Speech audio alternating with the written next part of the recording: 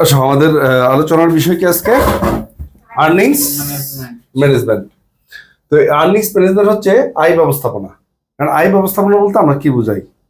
এখানে আয় ব্যবস্থাপনাটা এটা তোমাদের BBA fourth year accounting theory, আবার এমবিএ তে পড়ার সময় অ্যাপ্লাইড অ্যাকাউন্টিং থিওরি বইতেও এটা পাবা। এই আয় ব্যবস্থাপনা হচ্ছে একটা কোম্পানির যে আয় থাকে সেই আয়টা কিভাবে ম্যানেজমেন্ট করা হয় বা শেয়ার হোল্ডারদেরকে কত টাকা দেওয়া হয়, বিশেষ করে ইপিএস বের করার যে বিষয়গুলো, এই জিনিসগুলো মূলত এখানে বেশি প্রাধান্য পাবে। কারণ এখানে টোটাল কাজটা হচ্ছে মূলত ইপিএস নিয়ে। কি নিয়ে?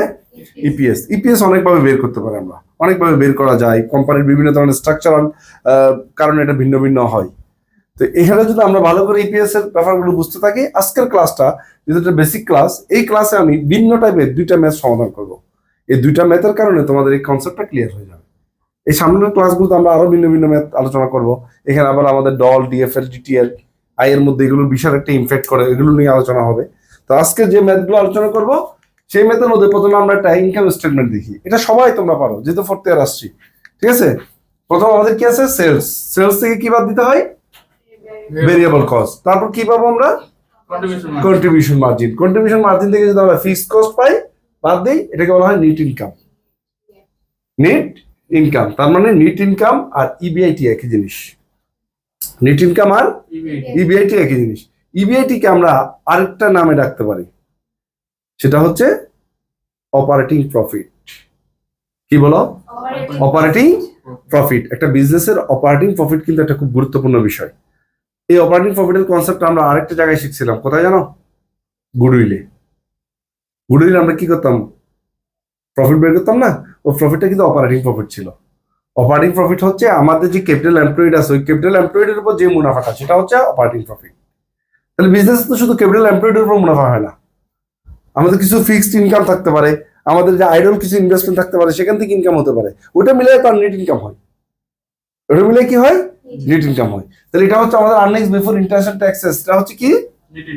নেট ইনকাম না, এটা হচ্ছে অপারেটিং প্রফিট। এখান থেকে এবার যদি আমরা ইন্টারেস্টটা বাদ দিই, এই মুনাফাটা আমরা অর্জন করছি, এই মুনাফাটা কি করছি? অর্জন করছি। এবার এই মুনাফা থেকে আমরা বন্টন করব আমাদের যারা ফান্ড প্রোভাইডার আছে। কি? Fund provider. ফান্ড প্রোভাইডার কারা? বিজনেসে যারা মূলধন দিছে। কি দিছে? মূলধন দিছে। তোমরা বলছিলাম না একটু আগে, বদ্ধ দিছিলাম যে কি তোমার ফান্ড প্রোভাইডার কি জানি বলছিলাম, তাই না? আচ্ছা, তো তুমি চলতে যেমন তোমার একটা ফান্ড প্রোভাইডার দরকার, বিজনেস চলতে গেলে কি দরকার? Fund provider. যারা বিজনেসকে মূলধন দেয়, এরা কারা জানো? ইনভেস্টর। এদের অনেকগুলো রূপ হয়। আবার ইনভেস্টর আবার সব এক রূপে আসে না। ঠিক আছে, এক নাম্বার কি? ডেট হোল্ডার, যারা ঋণ দিছে। দুই নাম্বার প্রিফারেন্স শেয়ার হোল্ডার, যারা প্রিফারেন্স ডিভিডেন্ড, প্রিফারেন্স শেয়ার দিছে, প্রিফারেন্স শেয়ার মানে প্রিফারেন্স মূলধন দিছে। আবার আছে যারা কমন স্টক শেয়ার হোল্ডার, যারা সাধারণ শেয়ার অর্ডিনারি ক্যাপিটাল দিছে। এটার নাম অর্ডিনারি শেয়ার ক্যাপিটাল, সাধারণ কমন স্টক শেয়ার ক্যাপিটাল, বিভিন্ন নামে হয় এটা। তো মূলত বিজনেসের মালিক হচ্ছে অর্ডিনারি শেয়ার ক্যাপিটাল, যারা দিছে তারা। কারা? Ordinary share capital. আমরা ইপিএসটা বের করি অর্ডিনারি শেয়ার হোল্ডারদের সংখ্যা দিয়ে ভাগ করে। ক্লিয়ার? তো এখন প্রথম যে আমরা ইনকামটা করছি, এটার নাম কি? Operating profit. এই অপারেটিং প্রফিট থেকে প্রথম হকদারকে যারা ঋণ দিছে, এটা হচ্ছে প্রথম হকদার। ইন্টারেস্ট। ইন্টারেস্ট বাদ দেওয়ার পর কি থাকবে? ইবিটি। ইবিটি কে যদি আমরা ট্যাক্স বাদ দিই, তাহলে আসবে ইএটি থাকবে, আর্নিংস আফটার ট্যাক্স। এই ইএটিটা হচ্ছে মূলত গভর্নমেন্টের। এই ট্যাক্সটা কার? গভর্নমেন্টের ট্যাক্স। বুঝছি? এখানে একটা কনসেপ্ট শেয়ার করে আমি তোমাদের। কেমন? এই যে ইন্টারেস্টটা, এটা বাদ দিচ্ছি কখন? ট্যাক্স ধরার আগে না পরে? ট্যাক্স ধরার পরে না আগে? ট্যাক্স ধরার আগে। তার মানে আমি যে ইন্টারেস্টটা বাদ দিলাম, এটার উপর আমি একটা ট্যাক্স ছাড় পাইলাম। আমি যদি এই ফিগারের উপর ট্যাক্স দিতাম, তারপর যদি ইন্টারেস্টটা বাদ দিতাম, তাহলে ইন্টারেস্টের টাকার উপরে কি ট্যাক্স দিছি না? কিন্তু এখন আমরা কি ইন্টারেস্টের টাকা বাদ দেওয়ার পরে যখন ট্যাক্স দিচ্ছি, তার মানে ইন্টারেস্টের টাকার উপর আমার ট্যাক্স দিতে হচ্ছে না। তাহলে ইন্টারেস্ট হচ্ছে ট্যাক্স ডিডাক্টেবল এক্সপেন্স। বলো, ইন্টারেস্ট কি? Tax deductible expense. কিন্তু আমি যদি কমন স্টক ইউজ করি, তাহলে কিন্তু আমার কমন স্টকের যে আয়, সেটার উপর কিন্তু গভর্নমেন্ট ট্যাক্স পাচ্ছে। গভর্নমেন্ট ট্যাক্স পাচ্ছে। তাহলে আমি যত কমন স্টক ইউজ করবো, তত কিন্তু আমি ট্যাক্স ছাড় পাবো না। কিন্তু ঋণ ইউজ করলে কি পাই? ট্যাক্স ছাড় পাই। বুঝা গেছে ব্যাপারটা? তাহলে ঋণ ইউজ করলে কি পাওয়া যায়? ট্যাক্স ছাড় পাওয়া যায়। এই যে ঋণের কারণে যে ট্যাক্সটা ছাড় পাচ্ছি, সেটার নাম হচ্ছে ট্যাক্স শিল্ড। এর নাম কি? ট্যাক্স শিল্ড বা ট্যাক্স সেভিংস বলতে পারি আমরা। ক্লিয়ার ব্যাপারটা? এই ট্যাক্স সেভিংস এর প্রেজেন্ট ভ্যালুকে কি বলে জানো? Gain from leverage. Gain from leverage, যেটা আমরা হাইপোথেসিসে শিখছিলাম, মডেলে শিখছিলাম, ওই যে গেইন ফ্রম লিভারেজ। ওটা হচ্ছে মূলত এই যে আমরা প্রতি বছর ইন্টারেস্ট দেওয়ার কারণে যে পরিমাণ আয় কমতেছে, সেই পরিমাণ নির্দিষ্ট হারে কি কমতেছে? ট্যাক্সও কমতেছে। ওই যে ট্যাক্সটা কমতেছে, ওই ট্যাক্সটার প্রেজেন্ট ভ্যালুটা হচ্ছে কি? Gain from leverage. মানে তুমি ঋণ নেওয়ার কারণে যে গেইনটা করতেছো এটা। বলছি আমরা কি করতাম? বি এল বের করার সময় বি ইউর সাথে ওই গেইন ফ্রম লিভারেজটা যোগ করে দিতাম, কারণ বি ইউ আর বি এল সেম হতো যদি ট্যাক্স না থাকে। যেহেতু ট্যাক্স আছে, তুমি ট্যাক্স ছাড় পাচ্ছ, ওটা আরেকটা কনসেপ্ট আমরা, ঠিক আছে? তো যাই হোক, তাহলে এই যে ইন্টারেস্টটা হচ্ছে কি? Tax deductible expense. এবার ট্যাক্স দেওয়ার পরে যে আয়টা আসছে, এই আয় থেকে এবার দুই ধরনের শেয়ার হোল্ডার আছে আমার। এক হচ্ছে কমন স্টক শেয়ার হোল্ডার, আর হচ্ছে preferred stock shareholder. Preferred stock কি? Shareholder. যেমন ধরো অর্পিতার বিয়ে শাদী হইলো, তো জামাই আসছে বেড়াইতে, অর্পিতার একটা ভাইও আছে। অর্পিতার কি আছে? ভাই আছে। আচ্ছা বলো তো, অর্পিতার মা কাকে বেশি ভালোবাসে, ওর জামাই রে না ওর ভাই রে? ওর ভাই আপন, ওর ভাই কিন্তু সবকিছু, তাই না? কিন্তু মাছের মাথাটা কারে দেয়? জামাই রে। ওটা কিন্তু ভাইরে দেয় না, ঠিক আছে? ঠিক প্রিফার্ড স্টক সেম, ও অগ্রাধিকার ভিত্তিতে ডিভিডেন্ড পাবে ঠিক, কিন্তু মালিক কিন্তু কমন স্টক না। তো তোমার ভাই হলো কি? কমন স্টক, আর জামাই হলো কি? Preferred stock. মানে অগ্রাধিকার দিছি, আইসি একটু সমাধান করছি। ঠিক যখন আমি এই যে আর্নিংস আফটার ট্যাক্স আসবে, এখানে যে ডিভিডেন্ডটা আগে দিব, কাকে দিব? প্রিফার্ড স্টককে। তাহলে এখানে আমরা প্রিফার্ড ডিভিডেন্ডটা বাদ দিব আগে, প্রিফার্ড স্টকের পর ডিভিডেন্ডটা বাদ দিব। বাদ দেওয়ার পর যে আয়টা থাকবে সেটার নাম হচ্ছে earnings available for common stock share holder. এবার এই কমন স্টক শেয়ার হোল্ডারকে যদি নাম্বার অফ শেয়ার দিয়ে ভাগ দিই, তাহলে আমরা ইপিএসটা পাই। তার মানে এবার এই যে অর্পিত জামাই যে মাথাটা দিয়ে দিল, প্রিফার্ড ডিভিডেন্ড দেওয়ার পরে যা থাকবো সব কিন্তু বাইই খাইবো, মানে কমন স্টকে খাইবো। তাহলে প্রিফার্ড স্টক নিতে পারবে কতটুকু নিতে পারবে? একটা নির্দিষ্ট পার্সেন্ট আকারে। নির্দিষ্ট কি আকারে? পার্সেন্ট আকারে। বুঝছি ওটা? আবার লাভ হলে পাবে, লাভ না হলে পাবে না। কিন্তু কমন যারা ঋণ দিছে ইন্টারেস্ট, ওরা লাভ হোক আর লস হোক, কিন্তু আবার পাবে কিভাবে? ইন্টারেস্ট কিভাবে নেই? একটা পার্সেন্ট আকারে নেই। তাহলে এই প্রিফার্ড স্টকের ক্যারেক্টার ওর ডেপ্টের সাথেও মিলে, আবার কমন স্টকের সাথেও মিলে। যেমন ধরো কমন স্টক লাভ হলে পায়, লস হলে পায় না। কমন স্টক শেয়ার হোল্ডাররা ডিভিডেন্ড কখন পাবে? লাভ হলে। লস হলে পাবে না। প্রিফার্ড স্টক ডিভিডেন্ড যারা পাবে, ওরা লাভ হলে পাবে, লস হলে পাবে না। তাহলে এই ক্যারেক্টারটা কার সাথে যায়? কমন স্টকের সাথে। আবার প্রিফার্ড স্টকের ডিভিডেন্ড, প্রিফার্ড ডিভিডেন্ডটা একটা নির্দিষ্ট হারে পার্সেন্ট আকারে পায়, তার সাথে চুক্তিতে যত লেখা থাকে 5%, 10%, 20% যা লেখা থাকবে ওই পার্সেন্ট আকারে পায়। এটা কার সাথে মিলে? ডেপ্টের সাথে। এটা কার সাথে মিলে? ডিবেঞ্চার হোল্ডারদের সাথে মিলে। ওরা কিন্তু একটা পার্সেন্টে পায়, 10% সুদ পায়, তাই না? তাহলে দেখা গেল ওর ক্যারেক্টারটা ঋণের সাথেও মিলে, কমন স্টকের সাথে মিলে। এই জন্য এটাকে বলা হয় হাইব্রিড শেয়ার, দোআঁশলা শেয়ার। কি বলে? দোআঁশলা শেয়ার। তোমরা থিওরি বাংলায় পড়ছো, কিন্তু বাস বুঝো না এটা কি বলছে। ওর ক্যারেক্টার দুই দিকেই মিলে, এই জন্য এটাকে কি বলা হয়? Hybrid share. ও ঋণের মতো আচরণ করে, আবার কমন স্টকের মতো আচরণ করে। বুঝছো ওটা? তা তোমাদের যদি প্রশ্ন আসে যে হাইব্রিড শেয়ার কি বা দোআঁশলা শেয়ার কাকে বলে, একটু ব্যাখ্যা করো, পারবো তো লিখতে? Okay fine. তাহলে এই হচ্ছে আমাদের টোটাল কাজ। তাহলে আমরা সর্বপ্রথম মনে রাখবো, সেলস থেকে ভেরিয়েবল কস্ট বাদ, কন্ট্রিবিউশন মার্জিন বাদ দেওয়ার পর ইবিএটি আসবে। ইবিএটি হচ্ছে আমার প্রফিট। এখান থেকে আবার আমাকে যারা টাকা পয়সা দিতে ব্যবসা করার জন্য, ওদেরকে আমরা ডিভাইড করে দিবে টাকাটা। তাহলে প্রথম দিব কাকে? ডেপ্টস না, ডেপ্টস মানে আমার দানাদার, ডিবেঞ্চার হোল্ডার। কাকে দিব? ডিবেঞ্চার হোল্ডারকে দিব। ডিবেঞ্চার হোল্ডারের দাবি দেওয়ার পর গভর্নমেন্টের দাবি কি? Income tax. এটাকে বলা হয় কর্পোরেট ট্যাক্স। কি বলে? ওই দিন তোমাদের আলোচনা করছিলাম কর্পোরেট ট্যাক্স আর পার্সোনাল ট্যাক্স কি, মনে আছে? তাহলে এটা কি ট্যাক্স? Corporate tax. দেওয়ার পর যেটা থাকবে এটার মধ্যে সর্বপ্রথম পাবে কে? Preferred stock. তারপর যা থাকবে তা কার? কমন স্টকের। ক্লিয়ার ব্যাপারটা? আমরা একটা ম্যাথ দেখি, 2013 সালে পার্ট বি তে আসছিল, ছোট্ট একটা ম্যাথ। এখানে কি বলছে দেখি, square Pharma limited needs 25 lakh for a new plan. তার কত দরকার? 25 লাখ টাকা দরকার। ফলোইং সোর্সেস, 10 লাখ টাকা ডেট থেকে নিবে সে। কোথা থেকে? ডেট থেকে। 5 লাখ টাকা নিবে ইকুইটি থেকে, আর 10 লাখ টাকা নিবে প্রিফার্ড স্টক থেকে। দ্য প্রাইস পার ইকুইটি কত? 100 টাকা। প্রাইস পার ইকুইটি 100 টাকা। Interest rate 8%, preferred dividend 9%। EBIT কত হবে? 8,70,000। Tax rate 30%। চাইছে কি? ইপিএস। একেবারে সহজ ম্যাথ। তাহলে আমরা প্রথমে যদি ইনকাম স্টেটমেন্টটা করি, প্রথমে লিখবো কি ইবিআইটি, যেহেতু আমার ইবিআইটি দেওয়া আছে। আমরা যদি সেলস থাকলে সেলস থেকে যাবো, কিন্তু যখন ইবিআইটি দেওয়া আছে তাহলে আমরা লিখলাম 8,70,000। এবার আমাদের ঋণ কত? 10 লাখ। সুদের হার কত? 8%। তাহলে 10 লাখের 8% 80,000। ইবিটি কত? 7,90,000। এবার এখান থেকে আমরা কি বাদ দিব? ট্যাক্স বাদ দিব। কি বাদ দিব?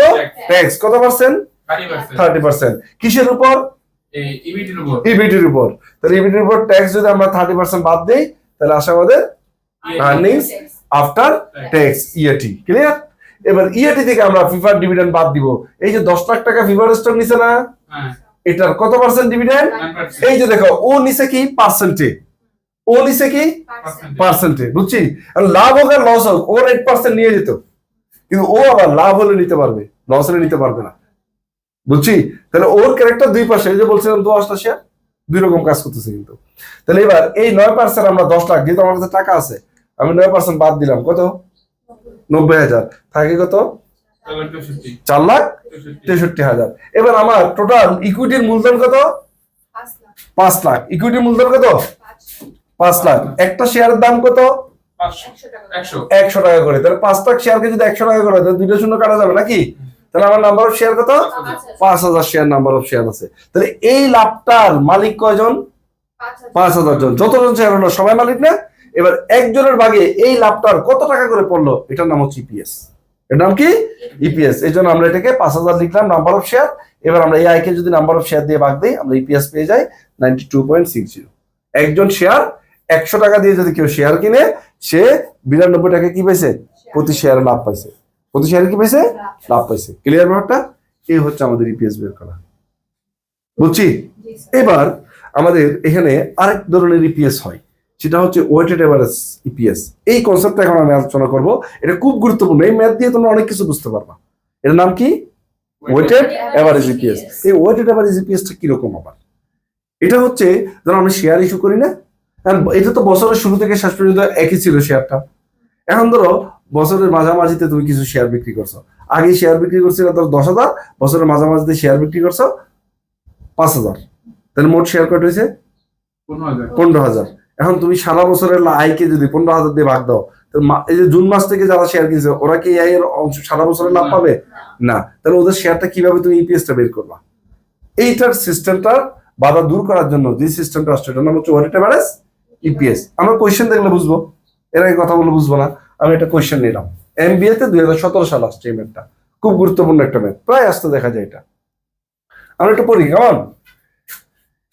At 31st December 2017, BD Corporation had 50,000 share of common stock. Issued and outstanding. 31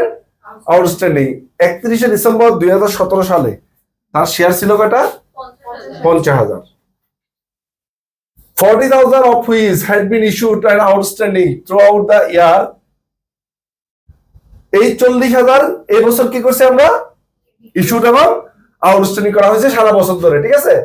And 10,000 of which has been issued on October 1, 2017. 10,000 issue করা হয়েছে 2017 অক্টোবরে। Operating income before income tax December 31, 2017 তে 6,68,000, বুঝছি? In 2017, dividend was paid on কত? 40,000 share of 7% cumulative preferred stock, টাকা 10 at par.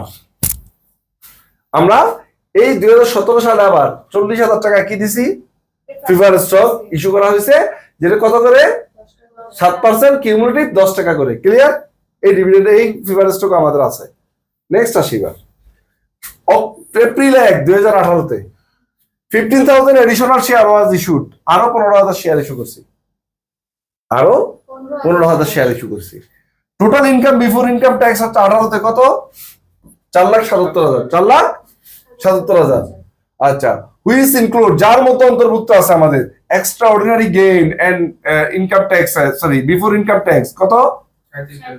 37,000। Assume income tax কত?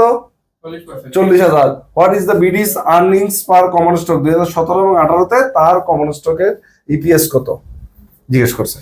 তাহলে এখানে ভালো করে খেয়াল করে দেখো একটু, আমাদের বছরের শেষে শেয়ার ছিল কত? 50,000।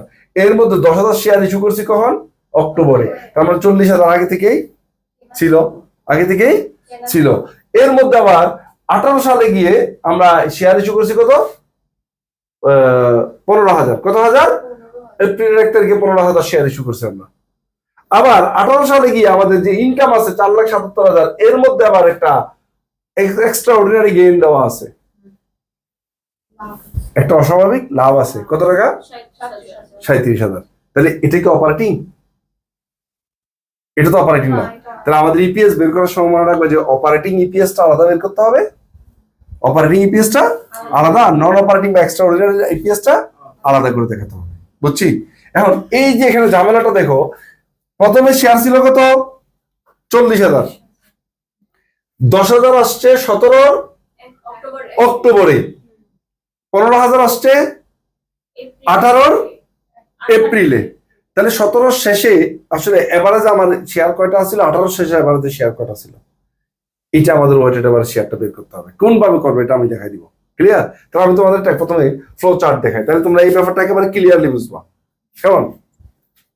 আমরা চেষ্টা করি যে কোনো জিনিস তোমাদের বোঝানোর জন্য, যত ফ্লো চার্ট দরকার হয়, যত প্রেজেন্টেশন দরকার হয়, ঠিক আছে, এই ঘন্টার পর ঘন্টা এগুলো নিয়ে চিন্তা করি।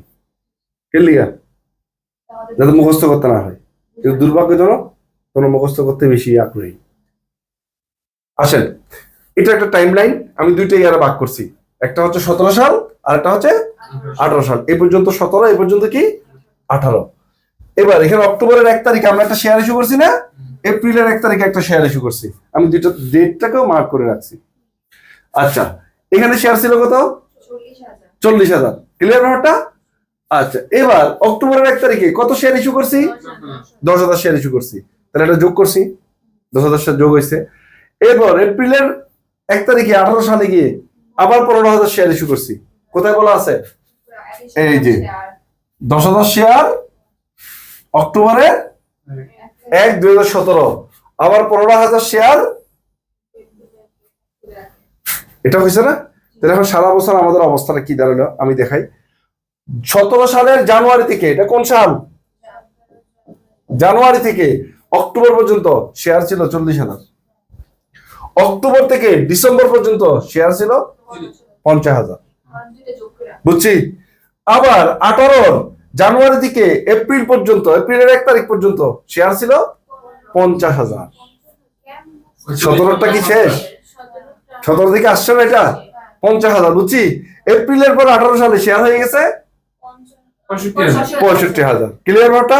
তাহলে আমি যদি দেখাই, এই যে প্রথম কয় মাস?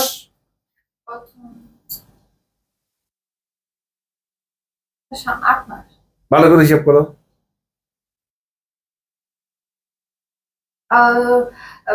9 মাস। জানুয়ারি থেকে সেপ্টেম্বর পর্যন্ত, অক্টোবরের 1 মানে সেপ্টেম্বর পর্যন্ত কয় মাস? 9 মাস। কয়টা শেয়ার ছিল? 40,000। এই 3 মাস, অক্টোবর নভেম্বর ডিসেম্বর, 3 মাস 50,000। এই 3 মাস 50,000। এই 3 মাস, এই 9 মাস 65,000। এটা বুঝছো কিনা আমাকে এনশিওর করো। এটা বুঝছো সবাই? স্যার 17 থেকে এপ্রিলের 1 পর্যন্ত ছিল আবার 50,000। কোথায়? না 17 লাস্টেই ছিল। 17 শেষে, 18তে। এটা তো 18তে চলে গেছে, 17 শেষ। তাহলে 18তে প্রথম 3 মাস তো শেয়ার ইস্যু করি নাই। তাহলে 17 থেকে যেটা ট্রান্সফার হয়েছে, ক্যারি ফরওয়ার্ড হয়েছে, ওটা নিয়ে আমি শুরু করছি। তার 3 মাস পর আবার 15 অ্যাড হয়েছে। এই ফ্লো চার্ট ক্লিয়ার? এটা যদি ক্লিয়ার হয়, অঙ্ক একেবারে সহজ হয়ে গেছে। আমি তোমাদের বলি এবার, আমি যদি এবার বলি calculation of weighted average number of share 2017। এই 40,000 শেয়ার কয় মাস ছিল? 9 মাস। 40,000 শেয়ার 9 মাস থাকা যে কথা, 30,000 শেয়ার সারা বছর থাকা একই কথা। 40,000 শেয়ার 9 মাস থাকা যে কথা, 30,000 শেয়ার সারা বছর থাকা একই কথা। বুঝছো ব্যাপারটা? আমি তোমাদের একটা উদাহরণ দিলে এই ওয়েটেড ব্যাপারটা আরো ক্লিয়ার হবে তোমাদের। কিরকম আমি তোমাদের একটা বলি। ধরো কেউ একজন 1 লাখ টাকা দিয়ে ব্যবসা করতেছে। কয় লাখ টাকা? 1 লাখ টাকা নিয়ে ব্যবসা করতেছে, কিন্তু জুলাই মাসের 1 তারিখে বিলিভ করছে। জুলাই মাসের 1 তারিখে বিলিভ করছে। তাহলে বলতো এটা কয় দিনে সুদ দিতে হবে? 6 মাসের কয় দিনে সুদ দিতে হবে? 6 মাসের। সুদের হার যদি 10% হয়, কয় পার্সেন্ট? 10%। তাহলে 6 মাসের সুদ কত হয়? 5,000 না? 5,000 না? আমি যদি এভাবে বের না করে, আচ্ছা আমি যদি বলি 6 মাস যদি আমাকে 1 লাখ টাকা লোন দিয়ে থাকে, এভারেজে সারা বছর লোন দিয়েছে কত টাকা? লোন সারা বছর এভারেজে লোন দিয়েছে কত? কিভাবে? এবার আমি যদি লোনটাকে করি 1 লাখ ভাগ 12 গুণ 6 কত দিছে? 50,000 না? এটা বড় ওয়েটেড এভারেজ লোন। এটার নাম কি? 6 মাস 1 লাখ টাকা লোন দেওয়া যায় কথা, সারা বছর 50,000 টাকা লোন দেওয়া একই কথা। এটার নাম হচ্ছে ওয়েটেড এভারেজ লোন। এবার এটার উপর যদি আমি 10% করি তাহলে আমার সুদ আসে কত? মিলছে? মিলছে? কাহিনীটা হচ্ছে এই জায়গাটা, জাস্ট ওয়েটেড এভারেজ এই জায়গাটায়। তার মানে এখানে আমরা বুঝলাম 40,000 শেয়ার 9 মাস, অর্থাৎ 40,000 টাকা লোন যদি 9 মাসের যে সুদ আছে 30,000 টাকার 1 বছরের সুদ সেম আসবে, পার্সেন্ট যদি একই থাকবে। এটাই এখানে বোঝানো হয়েছে, এটার নাম ওয়েটেড এভারেজ শেয়ার। মানে এভারেজে সারা বছর কত ছিল বুঝছি। এবার বলেন এটা কয় মাস ছিল? 50,000 3 মাস। তাহলে 50,000টা 3 মাস করলে হয় না? 12,500। তাহলে এভারেজে কত আসলো? 42,500। তাহলে 17 সালে এভারেজ শেয়ার ছিল আমার কত? 42,500। ক্লিয়ার? এটার নাম ওয়েটেড এভারেজ শেয়ার। বলো ওয়েটেড এভারেজ শেয়ার। বুঝছি। নেক্সট 18 সাল আইসা এই 50,000 কয় মাস? সহজ হিসাব। তারপর 65,000 কয় মাস? 9 মাস। দেখছো কত সহজ হয়ে গেছে কঠিন ম্যাথটা? তাহলে মোট কত? তারপর 18 সালে সারা বছর এভারেজ 61,250টা শেয়ার আমাদের কাছে ছিল। তাহলে নাম্বার অফ শেয়ার ক্যালকুলেশন করা ক্লিয়ার? কঠিন ম্যাথ কিন্তু সহজে বুঝে গেছো, তাই না? আসো এবার আমরা ইপিএস বের করবো। কি বের করবো? ইপিএস। 18 সালে ইবিআইটি কত ছিল? 17 সালে 68,800। কোনো ইয়া ছিল না, কি আমাদেরকে কোনো এক্সট্রাঅর্ডিনারি কোনো লাভ ছিল না। 18তে ছিল, 17তে ছিল না। আমার ট্যাক্স কত ছিল? 40%। ট্যাক্স কত? 40%। নাম্বার অফ শেয়ার কত? 42,500। তাই না? ঋণ কত ছিল? ঋণের ব্যাপারে কিছুই বলা নাই, শুধু কি আছে? ফিফার স্টক আছে। কি আছে? ফিফার স্টক আছে। তাহলে আমরা যদি এখন ইপিএস বের করি, দেখো তো একটু কিভাবে করবো। ইবিআইটি কত? এখান থেকে যদি ট্যাক্স বাদ দেই, ইএটি থেকে যদি ফিফার ডিভিডেন্ড বাদ দেই, কত টাকা? 40,000 শেয়ার। কত শেয়ার? 40,000। এগুলোর একটা ফেস ভ্যালু কত? 10 টাকা। অনেকে আবার আবেগে 40,000 উপর 7% মেরা দিবা। শেয়ারের উপর কোনোদিন ডিভিডেন্ড হয় না, ডিভিডেন্ড হয় মূলধনের উপর। শেয়ারের উপর ডিভিডেন্ড কখন হবে? যখন 5 শেয়ার ডিভিডেন্ড দেওয়া থাকবে। যখন ডিভিডেন্ড পার্সেন্ট করবা তখন মূলধনের উপর ধরতে হবে। তাহলে 40,000 উপর কত গুণ করবা? 10। 40,000 শেয়ার 10 টাকা করে 4 লাখ টাকা মূলধন। 4 লাখের কত পার্সেন্ট? 7%। টোটাল কত? 28,000। তাহলে কমন স্টকের জন্য থাকে কত? শেয়ার কত ছিল আমাদের? কই পাইছিলাম? আগের ওয়ার্কিংসে। তাহলে 42,500 যদি ভাগ করি আমরা এই যে 2,53,280 কে, তাহলে আমরা কত পাই? 5.96। 5.96 হয়ে গেল। এটাকে বলা হয় ওয়েটেড এভারেজ ইপিএস। কি বলে? Weighted average EPS. ক্লিয়ার? 17 তো শেষ। এবার কোন সাল আছে? 18 সাল আছে। কোন সাল মিম? 18। 18তে কি বলছে? দুইটা লাভ ছিল। একটা হচ্ছে ওর ইয়েটি কত ছিল? 4,77,000। এক্সট্রা অর্ডিনারি ছিল কত? এটার মধ্যে আসছিল না? এটা বের করে ফেলতে হবে আলাদা করে। তাহলে দেখো আমরা প্রথমে ইনকাম বিফোর ইনকাম ট্যাক্স চাইছি কত? 4,77,000। এক্সট্রা অর্ডিনারিটা বাদ, কারণ এটা আলাদা করে দেখাতে হবে। একসাথে দেখানো যাবে না। অপারেটিং ইপিএস আর এক্সট্রা অর্ডিনারি ইপিএস আলাদা করে দেখাতে হবে। তাহলে আমরা বাদ দিয়ে এটাকে ফিউল করে নিলাম 4,40,000। 4,40,000 থেকে ট্যাক্স বাদ দিলে কত থাকে? 2,64,000। 2 লাখ কি? 64,000। এখান থেকে ফিফার ডিভিডেন্ড বাদ দিয়ে দিবা। কি বাদ দিয়ে দিবা? ফিফার ডিভিডেন্ড বাদ দিয়ে দিবা। বাদ দিয়ে দেওয়ার পর এই যে অপারেটিং থেকে কমন স্টক শেয়ার হোল্ডাররা কত পাচ্ছে? 2,36,000। এটা নরমাল রয়েছে। তাহলে এটা কেন বাদ দিলাম? Extra ordinary gain. এটা অপারেটিং এর মধ্যে রাখা যাবে না। এবার এক্সট্রা অর্ডিনারি গেইনের উপর কি ইপিএস হবে না? হবে। তাহলে এবার আমরা লিখলাম এক্সট্রা অর্ডিনারি গেইন কত? 37,000। এখান থেকে ট্যাক্স বাদ দিব না? 37,000 ট্যাক্স কত? 14,800। এবার এটা থেকে বাদ দিলে এক্সট্রা অর্ডিনারি গেইন থেকে কত পাইলো? 22,200 কমন স্টক শেয়ার হোল্ডাররা, তাহলে মোট পাইলে কত? 2 লাখ। আমরা একসাথে করলে কি অ্যান্সার মিলতো না? অ্যান্সার মিলবে, কিন্তু তুমি তো রুলসই মানো না, তোমাকে আলাদা করে অবশ্যই দেখাতে হবে। এটা কোম্পানির অঙ্ক, কিসের অঙ্ক? অ্যান্সার মিলানো আমাদের দরকার না, আমাদের দরকার হচ্ছে কোম্পানির অঙ্কগুলোতে কোম্পানির যে রুলস আছে সেই রুলসে দেখাতে, আইএফআরএস এর যে নীতিমালা আছে নীতিমালা অনুযায়ী তোমাকে দেখাতে হবে। বুঝা গেছে? এটা এক মানে কেন কারবার, যেমন আমি তোমাদের একটা উদাহরণ দিই, ব্যাপারটা বুঝো। ধরো আমার পিতা একটু পচাই, ওরা তো প্রতিদিন পচাই, তাই না? তো ও ধরো এখন নিজে নিজে বিয়ে করতেছে, ধরো কারোর সাথে পালাই গেল আর কি। এখন বলতে পালাই যাওয়ার সময় সে কি বেনারসি শাড়ি, তারপর আর কি কি আছে না, লাল বেনারসি টসি পরে যায় না, তারপর এগুলি, তারপর হচ্ছে কোন জুয়েলারি, তারপর হচ্ছে যে কোন পার্লারে সাজবে, এগুলি মাথায় থাকবে।